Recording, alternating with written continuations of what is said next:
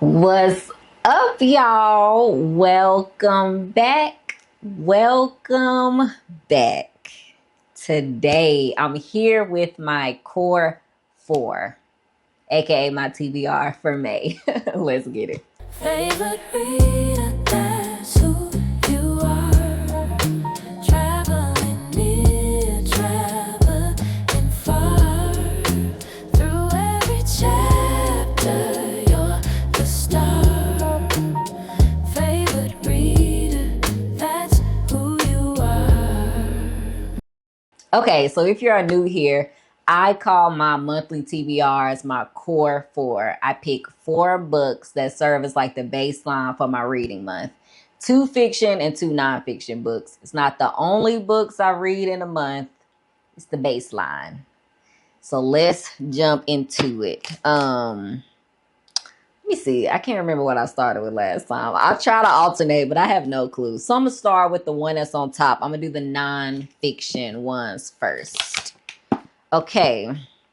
The first one is Generations, a memoir by Lucille Clifton. Lucille Clifton is a poet, and this is her memoir slash family history, from what I understand. She wrote this as she was grieving the loss of her dad, and is just talking about her genealogy, her history, and her memoir. I think she kind of blends in poetry too. Like I said, she is a poet. I'm very interested to read this. I almost read it last month, but I ran out of like capacity. So I was like, oh, I'll just get to that next month. So I will be getting to it this month. And it's actually really short. Like, I don't know if y'all can tell. It's a actually really short book. And some pages have very little on it. I mean, the chapters are really small, really short too. So yeah, I'm very interested. And then on the back, she has like a blurb from Toni Morrison. Toni Morrison said, impressive, honest, clear-eyed, with the shapeliness natural to poets. In addition to possessing the ease and intimacy of Clifton's poetry, Generation speaks to, for, and from fictional and posthumous lives: Moses, Medgar Evers, Amazons, Bob Marley, Sleeping Beauty, etc. She is comfortable in knowing about the dead. Lucille is another word for light, which is the soul of enlightenment, and she knew it. Okay. It looks like she's from Buffalo, New York, too. I got a friend out there in Buffalo, so I'm excited to read this. And I think what I'm gonna do, because I always feel like these videos kind of fly by, let me talk about why I chose these books, too. I'm gonna try to do that moving forward if I remember. Like I said, I almost read this book in April, but I didn't get to it. And the reason that I pulled this off the shelf and knew I wanted to read it is because I have been thinking about the poems that I read from Lucille Clifton. And the friend that I told you that lives in Buffalo, she shared on her story like a few months ago something that she wrote. And I was like, yeah, why haven't I read that? I have a book on my shelf from Lucille Clifton, and it's just been sitting there all this time. Why not? And so that's why I got this off the shelf. And I know I like when poets write other stuff. Like it always embodies this poetic feel. The prose is always like hitting on another level. And she's a master at the game. So I just can't wait to see what this is about. Yeah. So that's book one, the first nonfiction read. The second book is The Feather Thief: Beauty, Obsession, and the Natural History Heights of the Century. This is the second nonfiction book. So what's this about? So this is like classified as a true crime adventure, but it also really highlights the human desire to possess natural beauty. Ain't that how they said that? Yeah, to possess natural beauty. Um, Yeah, I'm pretty sure from what I know about this, somebody broke into a museum and literally stole feathers, like very prized feathers. And that's what this is about. And the reason that I picked this up, we went to the library. So this is a library book. One, I'm reading it because I need to return it to the library. And two, I had three books in my hand and I was wondering which one to get. And somebody, first my son was like, ooh, this one looks good. So that already had like a check for me picking this one. And then the librarian said, I love this book. So I was like, you know what? Okay, because I only plan to get one from the library. And this was on my final 3. So I just picked this one up. I'm excited to read it. It has to go back. So I might start with this one. Yeah. Interesting. I don't know what grabbed me, like what grabbed my attention initially. Maybe the beautiful cover. I'm not sure, but yeah, it's called Captivating. I don't know. I'm interested to see what this is all about. And books like this, I feel like they always surprise me with how interested I am once I actually start reading it. So excited to read this one. Like I said, it'll probably be the first one because it's the only one in this list that's not mine. It has to go back to the library. So that's the second nonfiction. And now 2 fiction books. So the first one we have is Praise Song for the Widow. Praise Song for the Widow. Look at that cover. One time for the cover. These covers just be so gorgeous.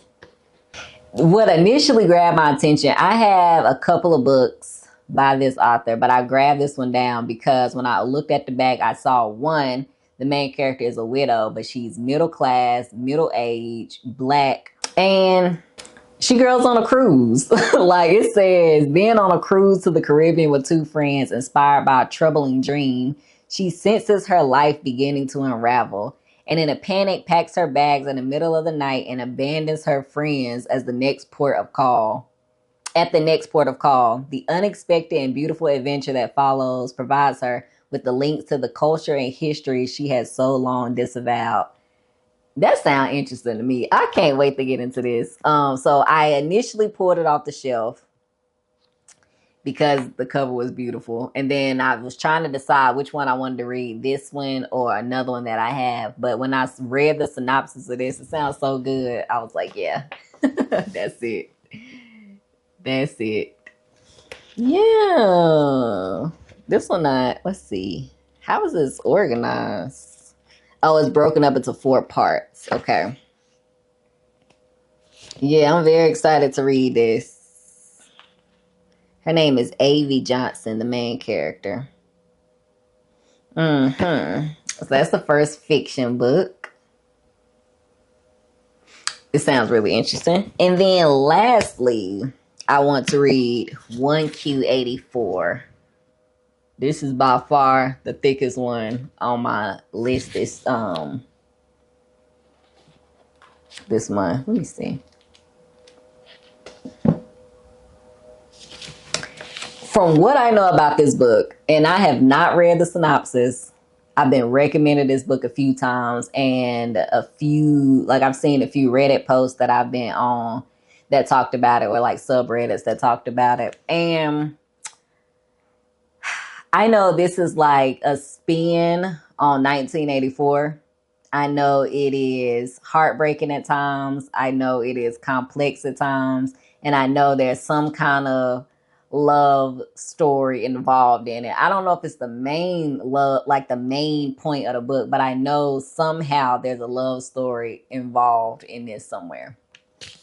I don't want to read a synopsis actually, but yeah, and I think it takes place in Japan. Let me see if I can scan to see. It's a love story, a mystery, a fantasy, and a novel of self-discovery. It's a dystopian to rival George Orwell's 1984. Okay. Without me reading too much into it, I don't know. Somehow I think this takes place in Japan. The author was born near Tokyo in Kyoto. So I don't know, but that sounds interesting. I can go for a dystopian right now. But the real reason that I pulled this off the shelf, this might sound petty.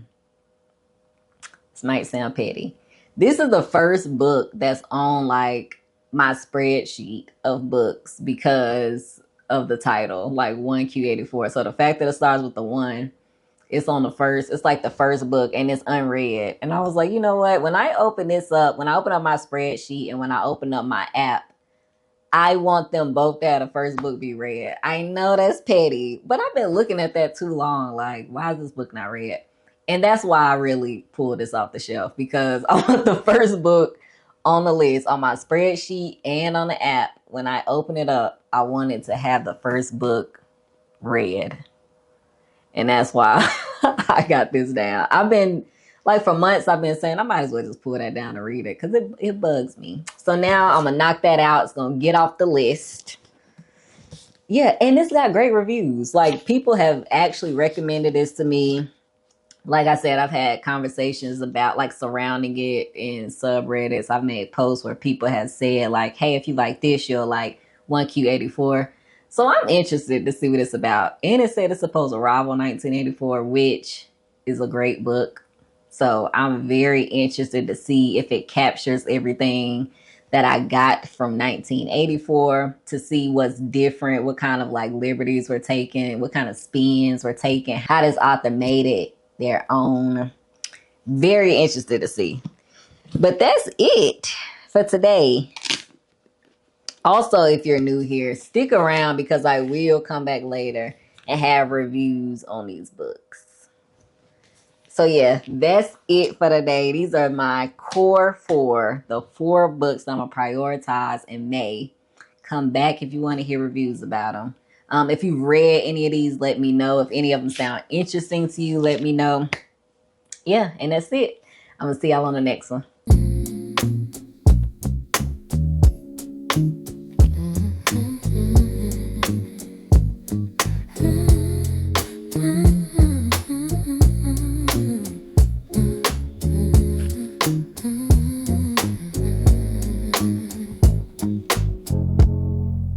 Pages turning soft as silk,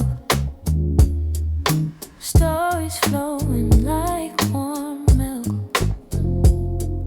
A journey starts with every line, worlds unfolding in your mind.